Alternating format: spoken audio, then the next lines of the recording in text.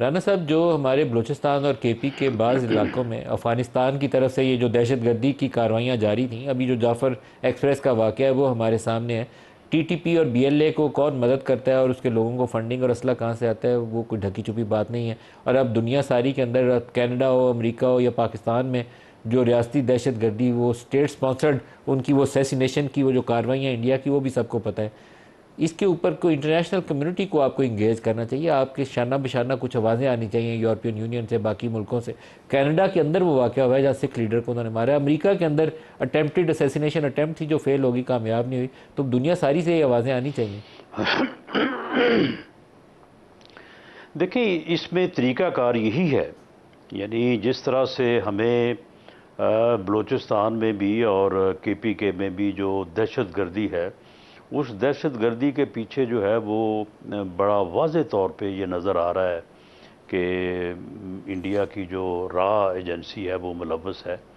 बल्कि कलभूषण की शक्ल में एक हमारे पास जो है वो जीता जागता सबूत है, जो अपनी जो खुद पुकार पुकार के कह रहा है और विद एविडेंस कह रहा है, और फिर वो बलूचिस्तान से जो है वो अरेस्ट हुआ। कोई ऐसा नहीं है कि हम उसे किसी और जगह से जो है वो पकड़ के ले आए हैं। तो इसके बावजूद इस बारे में जो एक इंटरनेशनल मुसल्लमा तरीक़ाकार है कि हम इंटरनेशनल फोरम्स पे गए हैं, हम अपनी जो है वो आवाज़ को जो है वो बुलंद कर रहे हैं, हम अपना एहतजाज कर रहे हैं, पूरी दुनिया के साथ जो है वो हम कोशिश कर रहे हैं कि वो हमारी इस बात को जो है वो पजीराई दें। लेकिन हमने ऐसा तो नहीं किया कि इसके जवाब में जो है वो कोई हिंदुस्तान के ऊपर जो है वो हमलावर हुआ जाए, या जिस तरह के इक़दामात का कल हिंदुस्तान ने ऐलान किया है, इस तरह के जो है वो ऐलान किए जाए। अब आप देखें कि ये जो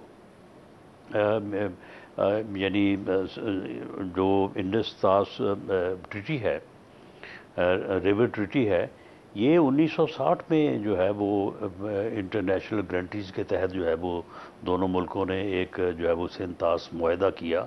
और वो मुआहदा जो है वो उस मुआहदे में ये दर्ज है, उसके सेक्शन 12 सब 4 में ये दर्ज है कि इस मुआहदे को कोई भी फरीक जो है वो एक तरफा तौर पे ख़त्म नहीं कर सकता। उसके बाद 1965 की जंग हुई है, उसके बाद 1971 की जंग हुई है, उसके बाद जो है वो कारगिल का जो है वो मार्का हुआ है। लेकिन किसी भी मुल्क ने, ना हमारी तरफ से ना उस तरफ से, इस मुआहदे की जो है इसको जो है वो ख़त्म करने या इसको जो है वो मनसूख करने की बात नहीं हुई। तो अब ये कौन सी बात थी कि जिसके ऊपर जो है वो इतना बड़ा जो है वो इक़दाम उठाया गया है। तो ये, इसमें कोई शक नहीं है कि ये मौजूदा जो हुक्मरान है हिंदुस्तान का, मोदी, ये उसका पागलपन है।